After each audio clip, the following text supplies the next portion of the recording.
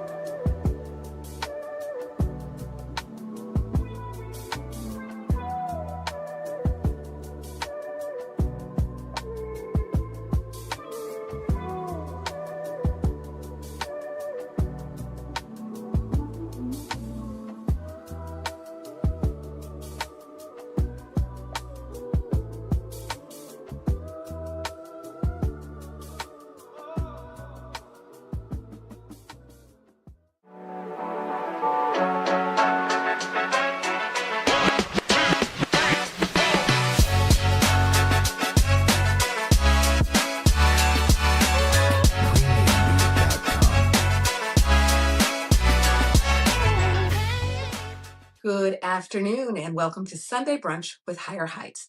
I'm Glenda Carr, president and co founder of Higher Heights, your political home.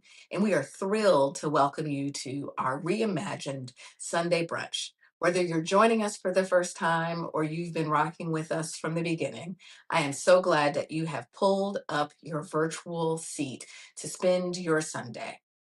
Last week, we raised our mimosa glasses in celebration of the relaunch of a bolder and brighter Sunday Brunch 2.0, bringing you fresh new segments and powerful conversations. This Sunday Brunch will continue that momentum. This Sunday, we are connecting you with our community on the issues that we care about. We are continuing to build and grow this platform with you, and more importantly, for you. Let us start by you dropping where you are watching from in the comments. And let us know if you are loving the new vibe, the reimagined brunch where action meets culture. Now let's get started. We have a jam-packed Sunday brunch menu. Errin Haynes is joining us. She's a founding member and editor at large at the 19th, and she will shed light on last week's devastating news about a $1.1 billion cut in federal funding to public media and what it means for stations, particularly those in small and rural communities.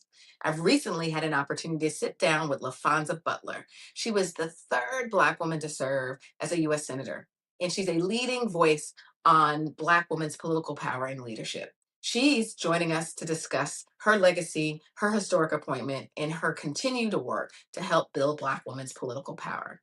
And then we are setting the table for a summer wine list, curated especially for Sunday Brunch Community by Sommelier Nicole Rodriguez. From the art of decanting to red wines for a warmer weather, we're serving up a new segment to toast to. Sunday Brunch is a place where we center Black women's voices, Black women's visions, and Black women's leadership. In this new season, we're showing up louder, bolder, and unapologetically for and by ourselves. So let's get started. Here's what's tracking this week in the news. This week in news, we're watching our feed so you don't have to. The headlines didn't just grab our attention, they exposed exactly what's at stake. From reckless policies to power moves with real consequences, here's what we're following. Republicans are looking to bolster their slim House majority through redistricting efforts ahead of next year's midterms. In states like Ohio and Texas, GOP lawmakers are positioning to redraw congressional maps in a calculated battle for control. In response, Democrats are reportedly exploring their own redistricting opportunities in hopes of keeping the anticipated 2026 blue wave on track. In a rare move, President Obama responded to the current administration's accusations of treason as bizarre and outrageous. This came after Director of National Intelligence Tulsi Gabbard released documents that she said implicated members of the Obama administration regarding the 2026 election. In another deflection tactic, the DOJ released 230,000 previously sealed files related to Dr. Martin Luther King Jr.'s assassination, despite opposition from the King family. The documents include FBI memos, possible leads, and more. In response, the family urged that the files be viewed within their full historical context and not used for political spectacle.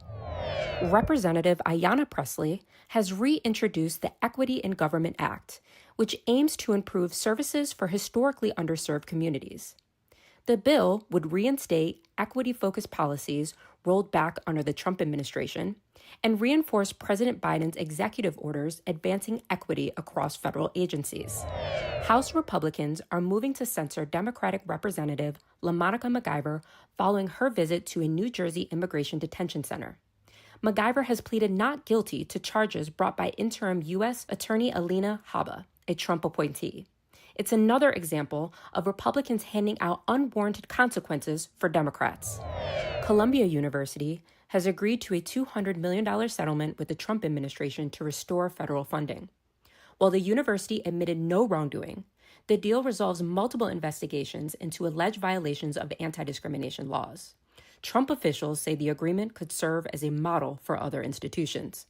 A viral video out of Jacksonville shows the brutal treatment of William McNeil Jr., a black man assaulted by police during a traffic stop.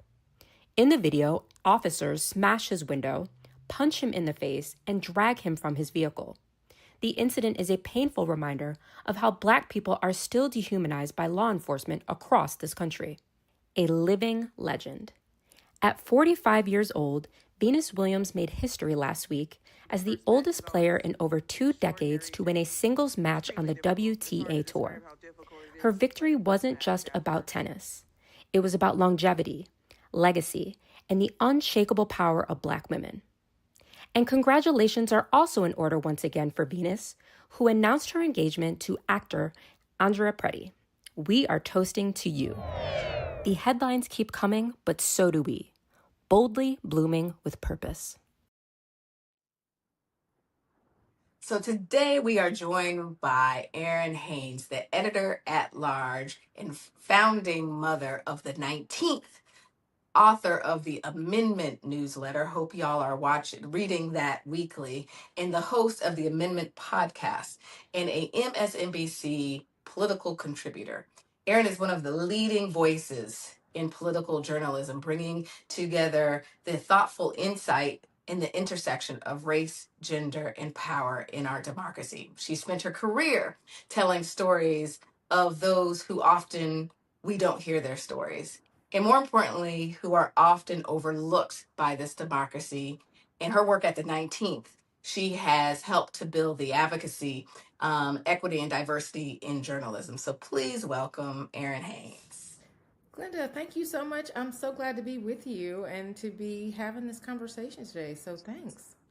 Yeah, so part of the thing is you have been an active member of the National Association of Black Journalists, probably one of the most powerful and meaningful bodies, in particular in this time when our stories are trying to be erased, all of the mis and disinformation. And so, engaging with other Black journalists across this country, to have a space and make a space for your voices and your voices in career pathways to ensure we see people that look like us, either in print news, online news, or in broadcast, that you have decided that you have a vision for the National Association of Black Journalists, and you've announced your candidacy for president. So tell a little bit about how the association has sown into you as a leader and why you were inspired to step out in really in the spirit of Shirley Chisholm in a journalism way, or Ida, to say that in this moment,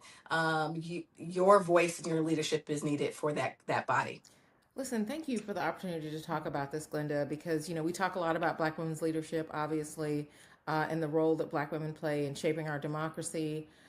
I have to say, we've talked about this this year. I came into this year with really just such a tremendous sense of urgency about this moment for our profession, for our country. And I was really thinking pretty deeply about what my best and highest use was to meet this moment. So that's really how I came to the decision to run for president of NABJ. It's an organization I've been a member of and a leader in for 25 years. I started as a student.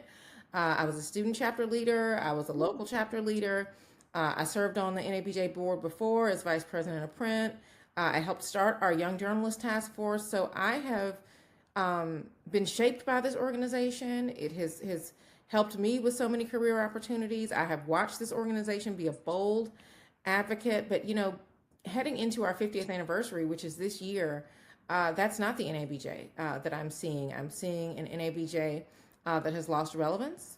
And that is not speaking boldly and really just being a champion for our folks in the way that we need to be now for this moment in our country. So I'm running because this moment really demands bold and visionary leadership, and because I believe that NABJ, as the oldest and largest journalism organization for journalists of color, should be the most powerful Black professional organization in America. Like I said, it's our 50th birthday. We're not just celebrating a milestone, though. Like, this really feels like a call to action. I want to lead an NABJ that's more visible, that's more vocal, that's more valuable, that's advocating for us in newsrooms, that's being innovative around what AI is going to mean to our profession, how we raise money to make sure that NABJ is sustainable, and how we invest in our local chapters as the foundation of who we are. So, I've already built a national newsroom from scratch. I spent the last 5 years doing that at the 19th. I know how to lead with vision, with integrity, and results. And I just feel very strongly that I am the person to lead us into our next 50 years. And in this moment of mis and disinformation, Yeah. attacks on journalists and on our media outlets, what do you see are the biggest challenges for NABJ in this moment, and frankly, what are the biggest opportunities for Black journalists? Yeah, well, let me start with the opportunity. I do feel like, Black journalists are the trusted, you know, messengers, the truth tellers in this age of doubt and where, facts are up for grabs or up for debate. But black journalists really, to me, have never been more necessary to tell the whole story of this country. And particularly when you mentioned the mis and disinformation, we know that is disproportionately impacting our communities. So, what does it look like for an NABJ to be a media monitor that is countering those harmful narratives to our folks? They're getting correct information from the people that they know and trust to deliver them that information. So, the threat, I would say, is just this age of erasure and extinction, whether we're talking about layoffs or censorship or just silencing of Black voices, that are, and framing that, as being neutral or colorblind, like that's dangerous. And there's just frankly an unwillingness among too many people in our profession, in our democracy, to really push back against these attacks on the truth and against representation. These are the pillars of who we strive to be as a country. So NABJ has to champion our journalists. We have to champion our story. We have to lead the fight for our jobs, for our safety, and just for our rightful place in journalism's future. Yeah. This administration recently saw a move to cut public um, public broadcast Yeah. in community media.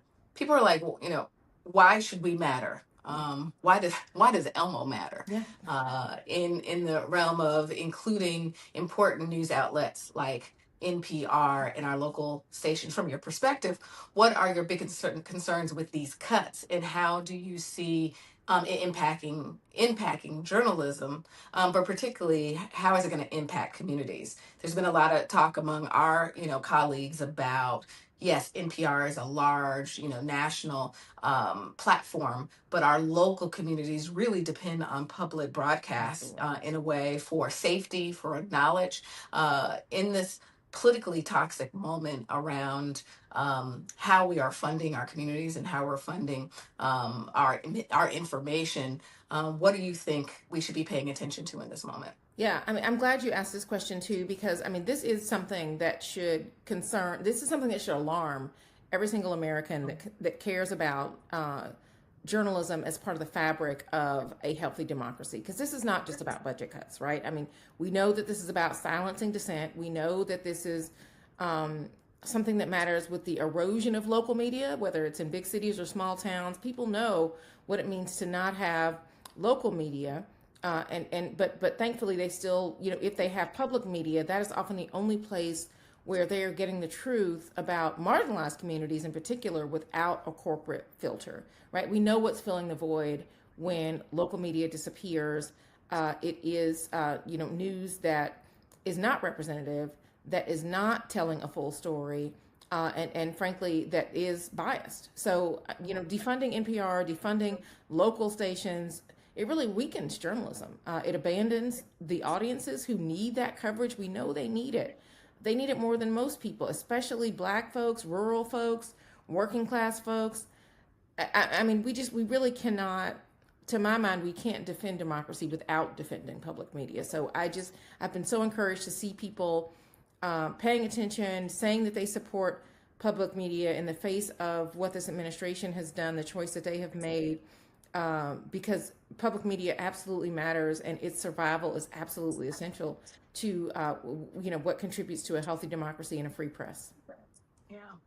Now, the one thing I know about you, Errin, right? You have been following Vice President Kamala Harris for, I mean, we've known each other like a decade, Yeah. right? You've been following the trajectory of her leadership for many years, from from Attorney General, California State Attorney General, to U.S. Senator, to all the discussions around who the Black woman might be on the top of that ticket with Vice President Joe Biden at the time in 2020, when Black women were calling for a Black woman to be at the to be his running mate, Yeah. and then following her 2020 presidential bid, and then following her a historic 107-day campaign to be the first woman and Black woman president. As we're just coming off a year to almost the day of her tweet saying she was going to run for office. Well, I should say, President Joe Biden at the time, his tweet saying he was suspending his campaign, to her tweet saying she was going to run. Share a little bit about your reflections, and some of your writings during that time, about how are we seeing this, particularly as how it's shaping Black women, and how we're resisting and building our leadership beyond 2024. Yeah, I mean, look, I think it is important for us to mark uh, the 1 year anniversary of Vice President Harris's historic 107-day candidacy, what that meant, what her leadership meant, and what it said about who we are as a country, right? Uh, what that moment was, particularly for Black women, is something worth remembering, worth reflecting on, and worth trying to learn from, right? So, covering that campaign certainly was not something that I had on my bingo card in 2025. I mean, 2024, I did not know. Obviously, who among us could have known that that was going to be, the way that things happened? But it was a chance to really unpack, joy as a strategy, for example, something that resonated with so many people across the country. The power of Black women. I think about that 44,000 strong on Zoom within hours of her, posting on social media that she was running, like, and just the catalyst that was for so many other people to stand to raise their voices in support of her candidacy, when people were speculating that she wasn't going to be a strong candidate, and looking for everybody else except her to be the candidate to run after that disastrous debate that former President Biden and former President Trump, or then President former President Trump had.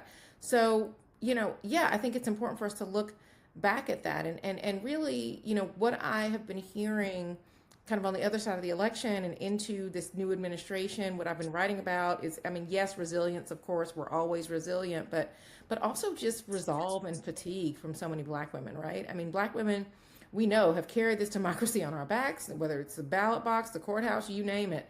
And now we're asking who's carrying us, right? I mean, and I think, I talking to a lot of Black women, what I'm noticing is that there really was not, I mean, people moved on so quickly from this election, so quickly from Vice President Harris's candidacy and what that meant, right? So many of those Black women are still grieving that loss. And I think that there is a pain in showing up and being taken for granted, right? And I think kind of coinciding with that too is this staggering job loss in the wake of the election, that feels like an abandonment of Black women's talent and skills and expertise, right? Under this false banner of DEI, whatever that means, because it doesn't mean diversity, equity, and inclusion, right? It just means that they are not valuing our contribution to this country. So, what is the emotional and spiritual and physical toll that that's taking on Black women right now, right? We know that Black women are very much focused on each other right now, but it feels like also they're demanding investment, and really looking for strategy and not just symbolism. Yeah. I also think, last year, that what was, the ability to do 107 days by telling the stories of Americans, telling the stories of the women, and particularly the way we follow this, obviously Black women, Yeah. the excitement, and as you know, your colleagues who tell stories through photos, Yeah. right? One of the photos that I need to get from Getty is my goddaughter, who it was a freshman at Howard, Mm. wasn't going to go to election night because she didn't have a ticket. And she said somehow someone swept her in and she was able to go. I didn't even know she was there, like that she was on the yard that night. And the next day, one of the pictures that went viral was this, my baby little goddaughter Wow. sitting there like this on the fence. Yeah. And the social media was like, oh, look, she's disappointed. She's like, no, I was tired and I was there waiting. And then the next day, she came back to watch the vice president do her concession speech. And I think it forever ingrained that she was there for that piece of history Yeah. herself. But for me to see that photo of her and, her longing for what's next for Black women. Yeah. So what's next for the 19th? Y'all have really carved out a really unique space that I believe because in part by your leadership that really sits at the intersection of it's a women's news outlet and platform, but I see myself as a Black woman. I see myself as a Gen X Black woman. That has been very intentional. We talk a lot here at Higher Heights about our media diet, and so I certainly will say that if the 19th isn't part of your media diet, it should be. If Errin Haynes is not one of the people that you are following for your news, she should be part of your media prep plan for the week. So what's next for the way you're looking to cover this administration, this democracy, and obviously your continued work of following Black women's political power and leadership? Yeah, I mean, look, a couple of things. You talked about just how we do this work going forward. I mean, once again, we have a chance to do this differently, right? We need to learn the lessons from the 92%. Stop treating Black women as saviors or just sidebars, right? We are, race and gender are the story of our politics, of our democracy. So center Black women, center their power as strategists and leaders and architects of democracy. Like 2024 showed us that when Black women show up, we know that backlash follows too. So I think also coverage that doesn't just mark the wins, but also really does name the barriers that Black women face and what those wins can mean in terms of the negative response. But really just telling stories that reflect the power of Black women, Black women's humanity. I mean, that really is just to tell a more honest and accurate story of who and where we are as a country, right? Like we should be doing that. So I hope that our profession, I mean, we're certainly committed to that at the 19th, but I hope as a profession that we can do better on all of that. But, to your point about the 19th, look, we're doubling down on context, right?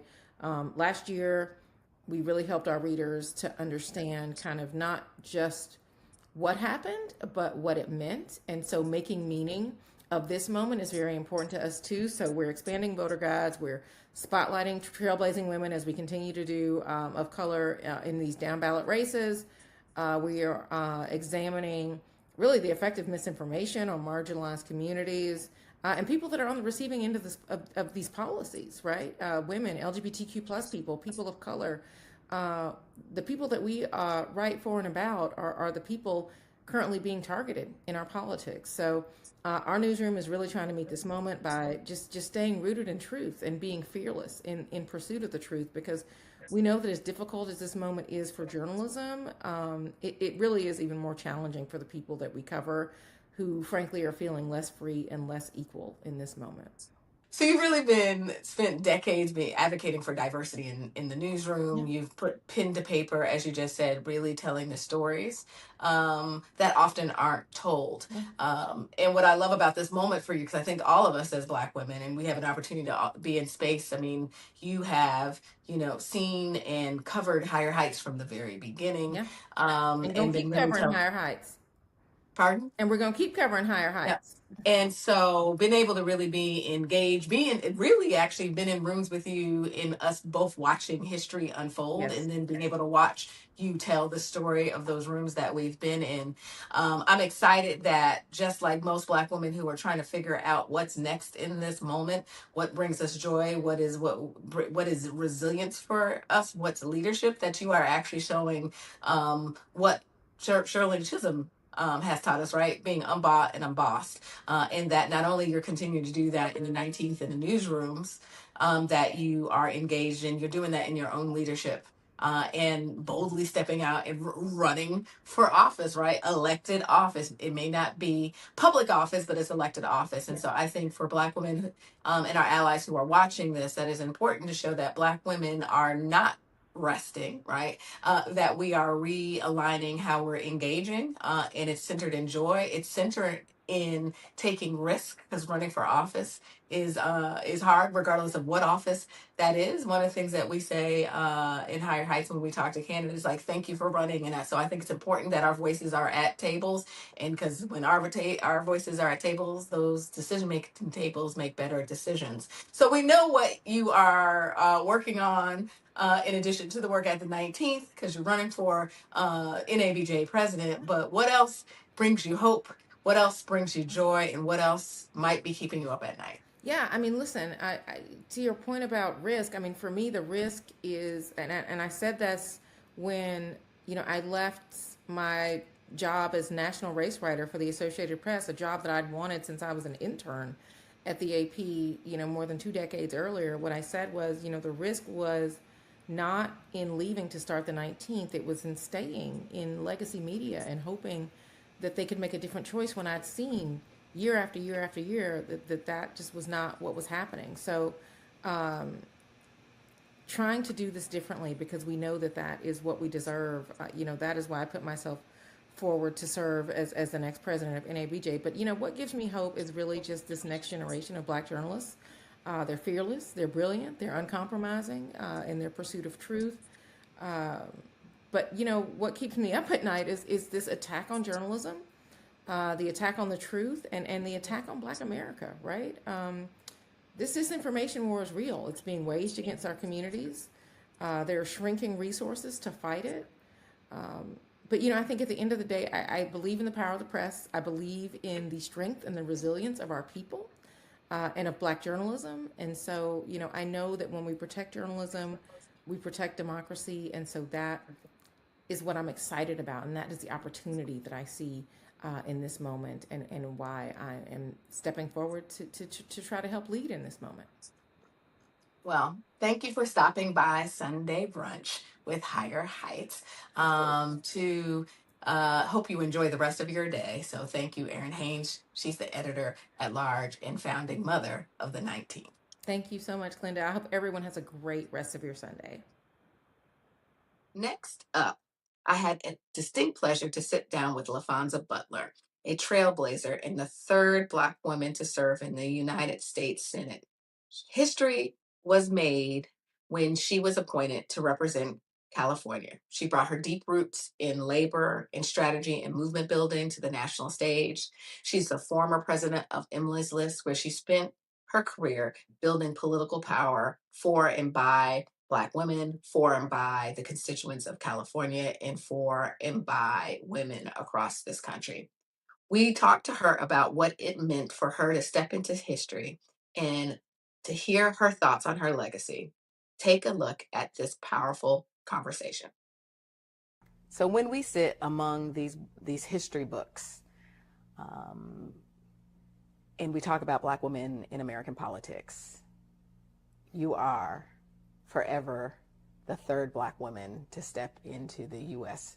Senate, to serve not only for your beloved state of California, but young Black girls dreaming of the possibilities of our leadership will go. Laphonza Butler served in a moment that transformed what people believe the possibilities of how we can lead.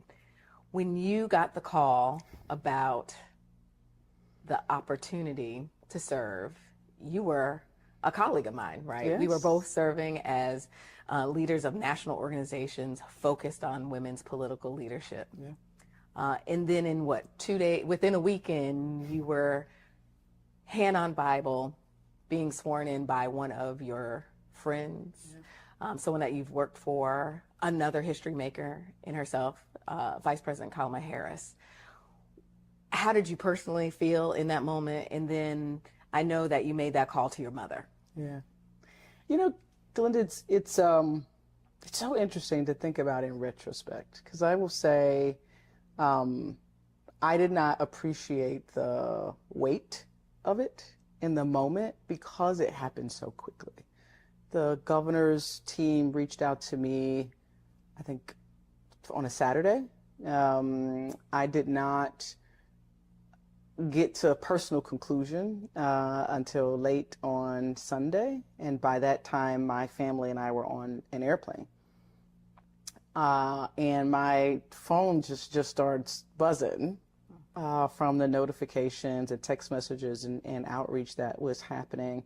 By the time we land in Washington around a little after midnight, my mom found out the same way the rest of America did. And she called me very excited in her own sort of Southern subdued way. I could tell she was really proud. And to be able to have my wife, my mother, and the vice president stand there as I took the oath of office on behalf of 40 million Californians and countless Black women across the country whose voice had been missing from the chamber since the vice president assumed her role. The only Black girl I could think of was mine. My little 9-year-old at the time, who decided that she was not going to attend my swearing in because she wanted to go on her first camping trip by herself. Like, not fitting with my schedule. Exactly. But I thought about I did have the opportunity to think about what it would mean for her to be able to one day go through history books on the shelf and talk to her kids about the role their grandmother played in representing our community and representing our family.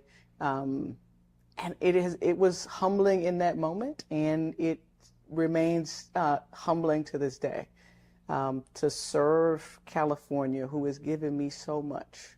Born and raised in a small town in Mississippi, the granddaughter of a strawberry sharecropper, whose grandmother, took my mom to clean houses with her. To be standing on the floor of the United States Senate as only the third Black woman to do so, only the 12th Black person to do it. It is an experience of a lifetime that I truly will never forget and will forever cherish. Yeah. And people may not know, like, you are part of the architecture of Black women's political leadership. And you also come from a state that shows the possibilities of Black women's political pipeline. So to put it in perspective, third Black woman, but it's Carol Moseley Brown, 1992. It then took until 2016 for Kamala Harris to be elected. And then you stepping into a vacancy, right? We worked together to not only support Vice President Kamala Harris around her pipeline work. Here's a woman that ran, won, and served on every level of government.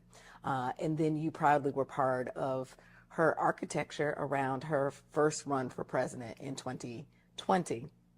And we both, as national leaders, we will never not have the pipeline in place to celebrate the ascension of then Senator Kamala Harris to the vice presidency, to have a vacancy.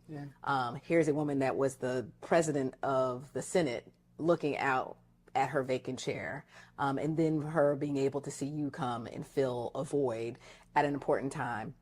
On the other side of that is then the work you did together with Black women across this country to ensure it would never happen once your time in the Senate was over. And then we went from 3 Black women to 2 Black women serving consecutively and simultaneously at the same time. And so share a little bit about just your philosophy on how are we supporting and how we supported Black women in this moment to boldly decide to raise their hand and to run for office. Yeah, it's such an important question. To be able to be a part of Senator Angela Alsop-Brooks' campaign as president of Emily's List, and Senator Lisa Blunt Rochester's Senate campaign as president of Emily's List was a real point of intentionality for my leadership at Emily's List and the narrative that needed to evolve around the kind of support that Black women running for statewide office really needed. You and I worked together to support Sherry Beasley when she ran for the United States Senate in North Carolina in 2022 cycle. And I have just always been just intent on making sure that whatever is the chair that I am occupying, I am both extending a hand, a leg, an arm, and every bit of resource and experience that I have to ensure that I'm not occupying this seat for myself. That was true during my time in the labor movement. It was true at my time at Emily's List. It even was true in the campaign for the vice presidency. She was proud to have a very diverse team and a lot of Black women at the top of her leadership in the campaign that she put together for 2020. But it is, I think, time for everyone to more broadly, beyond Emily's List and Higher Heights, and those of us who've been intentional about it. But it is time for, I think, all parts of the ecosystem, the political ecosystem, to appreciate the value of Black women and their leadership. We have been running for mayor and occupied mayoral offices in the top 10 states in the last decade, from Chicago to Los Angeles to San Francisco to Atlanta. Black women are running and in executive roles at every level of government. And that's the story that doesn't get told. And in my opinion, we have a lot more work to do. We still have yet to have a Black woman serve in the office of governor. And I look forward to working with Higher Heights to make that come true as time moves forward. But there's a lot more, of course, a lot more work to do. But the sort of parable, if you will, that Black women are the backbone of the Democratic Party, I just think is doesn't tell the whole story of our leadership. We're no longer just carrying clipboards and answering phones. No, we are running campaigns, we are winning, and we are leading on behalf of our communities at the highest levels. And so to be able to be a part of that lineage, from the vice president and senator and ambassador, Carol Mosley Braun, to being able to pick up the phone and to reach out to a Mayor Karen Bass or Mayor Keisha Lance Bottoms. I find it a part of my responsibility to make sure that Senator Also Brooks can make those same kinds of contributions. So the work that Higher Heights does in partnership with other organizations around the country to make sure that Black women are ready to run is critically important to establishing that pipeline. And the work of just mentoring and being a resource and putting ourselves out there is also an essential part of the pipeline. And the vice president modeled that for me. And it's why I intend to continue to model it for others. Yeah, and when you look at California, right, it is a state that is, 9% African American, and we're talking about two Black women U.S. senators from that state. The Secretary of State is a Black woman. The state auditor is a Black woman, and 2 Black women are serving as mayors of the top cities, right? Karen Bass in Los Angeles and the newly sworn in Barbara Lee in Oakland. That's normalizing Black women's leadership and is our pathway forward. So go back to you walking into the chamber at a time where, our country continues to grapple with, the recovery from a pandemic, economic recovery, some bold legislation and bold policies that came out of the Biden administration.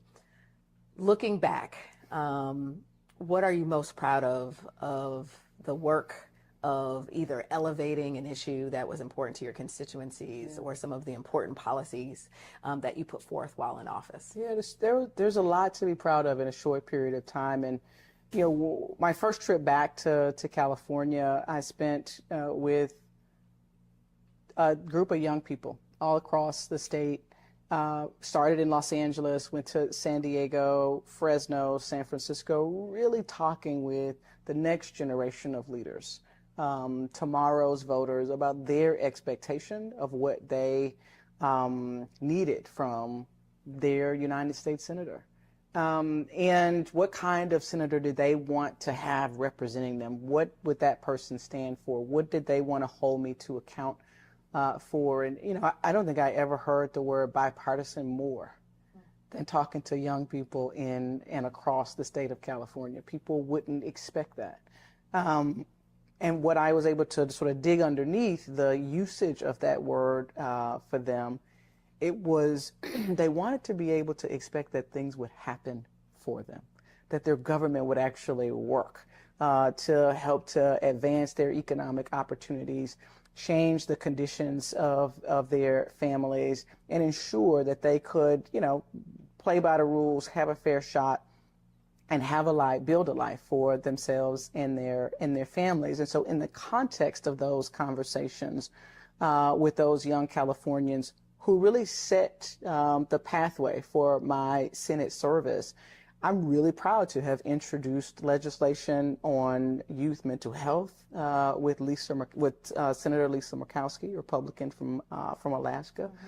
I'm really proud to have introduced legislation on climate and climate resilience with Republican Senator James Lankford from Oklahoma. I'm really proud to have worked to ensure that California and the U.S. was prepared to host FIFA and the World Cup, and worked with Senator Todd from Indiana. And so there was so much work that we were able to do, really derived from the cries of young Californians who wanted their government to work for them. Now, I was not naive in that I was not going to be there to see the legislation passed or make its way through committee. But I wanted them to see that there was someone who was sent to Washington to represent them, that was being responsive to them. And so I'm really, really proud of that. I was able to build an advisory council of young Californians. I talked with them about every bill that came in front of us, from the ban of TikTok to Black maternal health. And I was able to get their feedback, hear their stories and their experiences. We didn't agree on everything, but that wasn't the point, right? The point was for them to be able to see and experience how democracy worked, and that it only worked when they participated. And so I was really, really proud of that experience. And I think the last point, if I were to make three in reference to your question, is the diversity of the staff that I was able to build.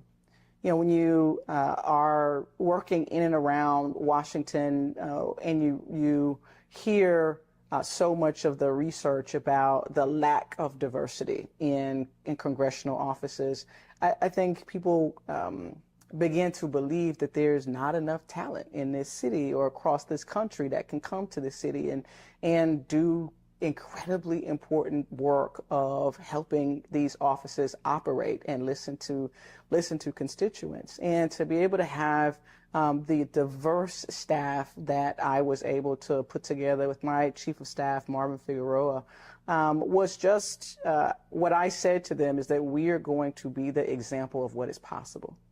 And we're going to create the kinds of resumes that people are looking for. Because if you don't get a chance, you never get the opportunity to say that you've done something. And so I was willing to give a lot of really, really talented operatives and policy staff a chance to be in the space and get meaningful legislation started and through the process. And so I think those are three things that I would say I'm really, really proud of. And so as we look at beyond 24, you talk about bipartisanship, you talk about diversity, you talk about making sure that young people's voices are heard in this democracy. We've entered into a new era where those are three things that are being dismantled, that are threats to our communities moving forward. What's your forward thinking about what we ought to be doing in this moment, and what is the strategy moving forward? I think anyone who says that they have the exact prescription is, we should all be, getting whatever their advice is. And so I don't want to sit here and say that I know exactly what the prescription is for our country, we didn't get here overnight. And I think it requires an acknowledgement that we're not going to get out of it overnight. But I believe that the fundamentals of our community building, the history of our country remain true. That none of us are going to accomplish hard things choosing to do it alone. The only way, our history has shown us that the only way we do hard things is that we choose to do it together. And so whatever are the tactics that get deployed, the strategy has to be one of unity. And so the first thing to me is being not withdrawing from those neighbors who may have thought differently than us or voted differently than us in November, or who didn't vote at all, but to engage. Put ourselves in those spaces, understand why they didn't vote or why they voted the way that they did. I think we've got to lean into those conversations and not withdraw from them. Secondly, I do think that we've got to put our money where our mouth is, so to speak, relative to young people. We can't keep telling them that their voice matters and not create space for them for their voice to actually matter. Not the sort of make-believe roles that sometimes can be created to advise, but real, meaningful roles of leadership. And we've got to step back and let them do what so many young people in movements before us were able to do to move our country forward. And then if I had to think about one last, I think we've got to evolve our engagement tools, if you will. We can't just say, young people don't know anything or they aren't paying attention, when what is more true is they just learn it differently than any of us did. They didn't learn by sitting watching the news at 6 o'clock and 10 o'clock with their grandparents, right? Like, there are different ways in which they are getting information.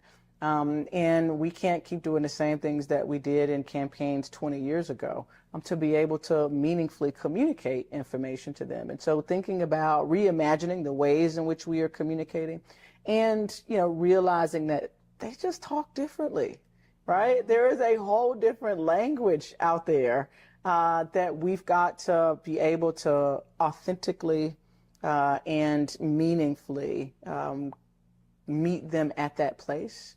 And not just give the sort of DC dissertation, but really meet people where they are. Yeah. So what's next for Senator Butler? Professionally? Sure. And personally? Sure. I never intended to be a United States Senator. And so in that way, I have learned to never make plans because there is a higher plan. I know that I want to continue to serve my community. I have come too far and I owe too much to sit on the sidelines and not be of service. I'm the mother to a 10-year-old who's about to turn 11, and I got to tell you, the last few months out of office, I've done a lot of fourth grade fractions, and they do it different. And I am learning to merge the way that I learned to do it with the way that she's been taught to do it, and we can get to a way that she can master. And I just really have enjoyed reconnecting with my little girl and having quality time with her. What shape the service I'm able to contribute in this next phase of my life takes, I honestly don't know. I write nothing off. I've learned to never say never for sure, and be open to whatever way that can come. There are those who ask me, am I ever going to run for office? Maybe. There are those who ask, am I ever going to return to the South? I was born and raised in Mississippi, and a lot of work that we need to do to rebuild our democracy, and economic opportunity really does have to come from states like Mississippi and in that region. And so Maybe. I genuinely don't know, but I'm open to any opportunity I can to be able to pay what I owe. So what are you investing in yourself in this moment? What are you reading? What are you listening to? Yeah. What does your wellness plan look like? I have gotten so much Peloton time. Like I am hitting the mileage benchmarks every single day early. So I spend a lot of time on my Peloton treadmill. I am being more thoughtful and intentional about drinking water and just hydrating in a way that I had not been paying attention to before. I'm reading a book called The Let Them Theory. And it's by an author whose name I forget, but it's been on the New York Times best-selling list. And she also wrote the 5-second rule, and right. So Let Them is really this sort of articulation of a theory that is, people are going to think what they want to think. People are going to have expectations of you that you may not have for yourself, and sometimes we find ourselves constrained by those expectations and thoughts. And it quite simply just says, let them have their thoughts, let them have their expectations. It doesn't dictate how you are going to respond and engage. And so I stumbled across it in a random sort of bookstore, and I thought the title was interesting, and so I'm making my way through it. I found some good insights and nuggets, but it is good. And I am watching Ratchet TV. I really am watching Ratchet TV. There is a series out on Netflix, Beauty in Black. Oh, I haven't seen that. Yeah, so there's a series out on Netflix. I think I'm in like the second season, but the second set of episodes, and it is delicious. So that's what I'm watching. That's what I'm reading. I am trying to do better about taking care of myself. And I do a lot of audiobooks. So to your question of like, what am I listening to? I am listening to lots of podcasts. I'm going back to Rachel Maddow's most recent podcast, and I found it incredibly interesting. I'm trying to pour into myself in ways that that can replenish what I felt like I've been required to give over the last few years. And it's an interesting habit to sustain and to realize that you're not being selfish by doing it. I also think that's the reframing of people's perception of Black women resting. We are actually investing back,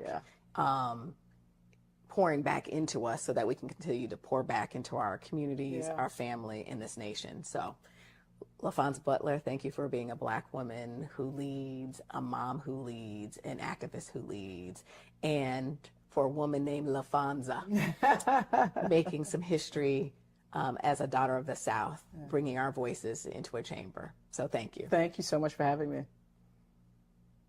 Let's take a moment to toast to joy. Please welcome Executive Vice President of Communications and External Affairs, April Turner, who sat down with Sommelier Nicole Rodriguez about the perfect summer wine list, plus some expert tips to level up your next glass. Whether you're sipping alone with friends, sipping solo, or sipping right here at the Sunday Brunch table. Even if you don't drink, this is a great segment to hear about Black women and our love for a good glass of wine. Joining us today at the brunch table is someone who's on a mission to make wine more approachable, joyful, and rooted in culture. Nicole Erica is a wine professional, a sommelier, and the founder of Wine Culture with Nicole. Whether she's hosting curated tastings, teaching wine education, or spotlighting Black-owned labels, she brings knowledge, flavor, and community to every glass. And for those who have been with us for a while, you may remember Nicole from our days during COVID, during our live stream show, The Sip. We're so happy to have her back in the mix. Welcome to Sunday Brunch, Nicole. Hey, Nicole, how are you doing? Very well. Thanks for having me back. Great. So for those, it's their first time seeing you. How did you first get into wine? Well, I started at a restaurant. It was a fine dining restaurant that was specifically Italian. So it was a Northern and Central Italian wine list that was about 30 pages. And so that curiosity about navigating that wine list was what essentially got me into wine. So it's been a long journey of hospitality, moving into wine retail, and ultimately starting my own project with pop-ups that are geared more for millennials and Generation Z. Nice. Awesome. So we're kicking off our wine series for the summer. Today, what are we sipping on? So this is orange wine. It is Ramato specifically that comes from Friuli, Venezia Giulia. The designation itself is Friuli Collio Orientale, which just means from the hills of Orientale within Friuli. So let's get some in the glass. Yes, let's taste it. Thank you. So orange wine is something that you don't see all the time. Can you talk a little bit about orange wine, like why it's orange? Absolutely. And like why is it good for summer? Totally. So Ramato essentially translates to copper in Italian. So please have some. The copper is referring to the hue. So essentially orange wine differs from rosé wine because the grape skin and contact with the grape skin is a different colored grape. So you have green grapes, which we kind of classify as white grapes, and we also have purple grapes, which are more so referred to red grapes. So this is actually white wine grapes or green grapes that have skin contact, and that extended time with the skin pigmentation gives it somewhat of an orange or copper hue. Okay, let's taste. For sure. I'm all ready to go, Nicole. You're swirling. Absolutely. And why do we swirl our wine? Okay, so that's an interesting thing. Typically, you want to maybe have it on a flat surface, do tiny little circles, and essentially what you want to do is open up the wine so it allows for oxygen to take place. But if you're doing something super nerdy in a wine tasting, you're also looking to get the wine to basically form legs. The legs form in the glass, you tilt it so that you can actually see them fall. And what essentially a leg is the glycerin and the alcohol within the wine itself that slowly is like pulling down due to gravity. Okay, I'm ready to taste, Nicole. Let's do it. I know, I'm talking too much. All righty, let's do it.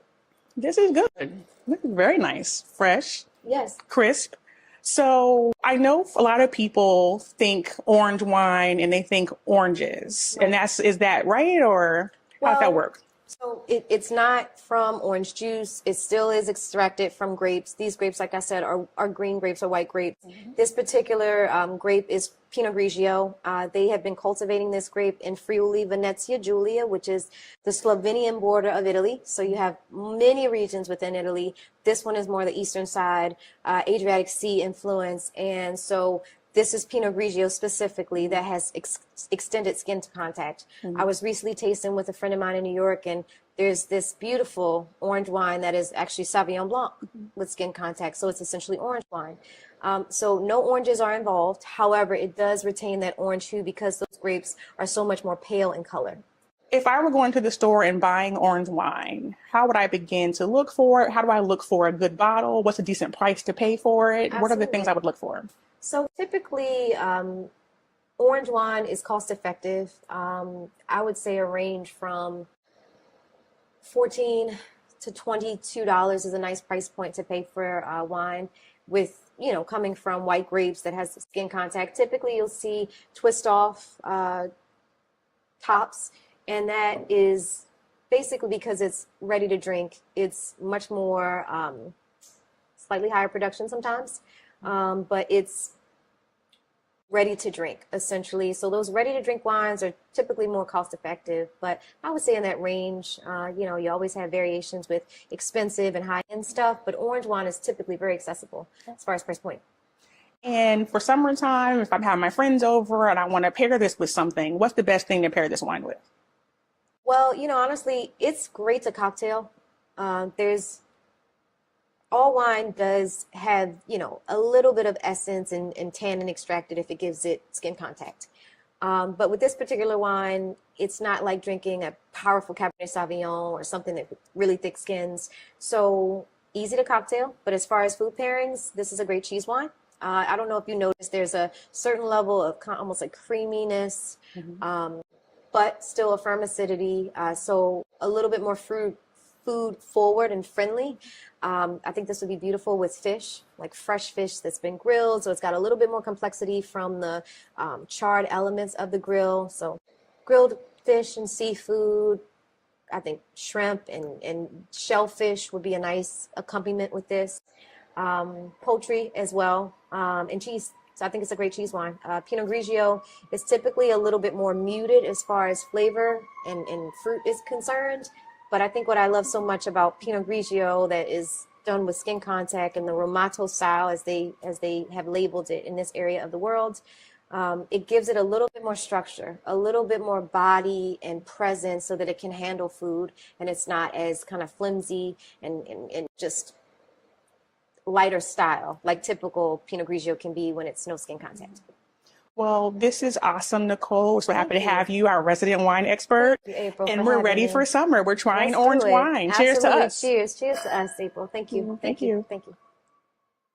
A special thanks to Errin Haynes for being a truth teller, Senator Laphonza Butler for her powerful insight, and to Nicole Rodriguez for helping us toast to joy. We hope you're feeling inspired. That's what this elevated Sunday brunch is all about, creating a space for us to be full in our purpose, step into our power, and to be centered with our joy. Now, our video of the week, where we spotlight Black women making moves, Black women making history. This week, Congresswoman Summer Lee of Pennsylvania shows us what it truly means to stand on business and demand accountability. Let's take a look to what she had to say about Republicans not releasing the Epstein files. A lot of people are abandoning President Trump over his refusal to release the Epstein files. What's your message to these Americans? Yeah, to believe, when someone shows you who they are, believe them, right? At the end of the day, a liar will lie consistently. They will do it every time an opportunity they get. He ran on this. He told you all that exposing corruption, that being transparent and doing something about sex trafficking, child sex trafficking, was at the top of his agenda. And then, of course, when the rubber met the road, he fled. And right now, he's also trying to get the entire legislative branch to cover for him and cover with him. So what my message would be is to not allow wealthy and powerful people to be above the law. Whether you are a prince of England or you are the president of the United States, at whatever level, at whatever time you were the president of the United States, if you have committed the crime, the American people need to see that there's accountability, and that's what we're doing. And how does it feel to work in a workplace where so many of your coworkers are working overtime to protect pedophiles, in essence? I mean, it's disappointing and unshocking at this moment, right? I think that we've seen that there are some people here who are willing to do anything at all to protect Donald Trump. And what they've essentially done is they've chosen to put their loyalty with a man over our democracy, over our government, and over our constituents. And that fundamentally is the one thing that we have been cautioned about from our founders, founders and framers who said that, we have a democracy if we fight for it, right? If we protect it, if we keep it. And right now, they're not doing anything to do that, right? What they're doing is they're saying that their fealty is not to the United States of America, right? It isn't.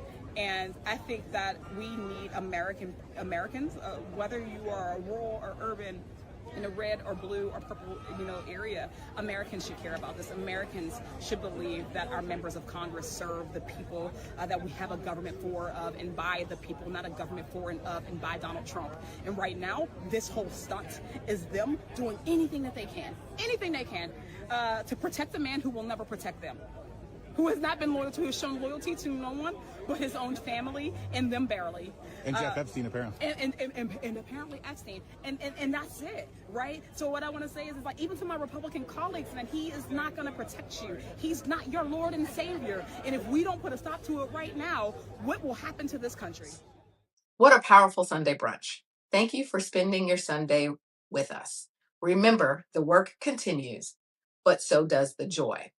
We'll see you next Sunday, same time, same virtual table. Take care.